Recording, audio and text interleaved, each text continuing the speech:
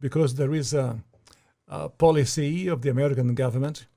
It's called the Kissinger Report, which was produced in the mid-70s when Henry Kissinger was involved with the government. And it explicitly states, which to this day, it remains the official policy of the American government. It has not changed. It may not be implemented by Trump, but it remains the same. That the purpose of the foreign policy in Africa was to reduce the population. So to give aid to countries in Africa, not clean water and schooling and things like that, but contraception and abortion, in order to shrink the population of Africa, because they have great mineral resources there. That sounds diabolical. It is, yes. That sounds like something conceived in the mind of Margaret Sanger. Yeah, definitely.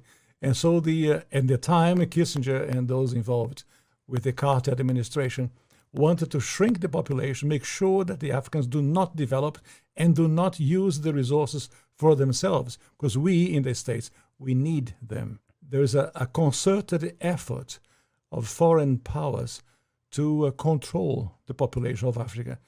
Africa is a huge continent, could feed thousands of more people, but the policies of the West, especially in Europe. For example, between 1990 and the year 2000, the United States, Canada, and Europe contributed about $6 billion in contraceptives, not to help the people, not to give clean water, clean food.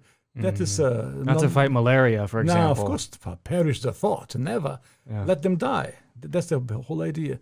So, in our work in HLI, we denounced this reality to make the Africans aware that they have to defend themselves against the influence of foreign powers. Is it just the United States, or do you believe that China is also playing a role in jockeying for the resources of Africa? China is playing a major role because China is buying property in Africa. For example, in Mozambique, which is a Portuguese-speaking language country, when Portugal was in charge of Mozambique, they used to export rice. Now they are importing rice from China because they cannot produce. The socialism has wrecked the production of rice. And the Chinese come and buy farms.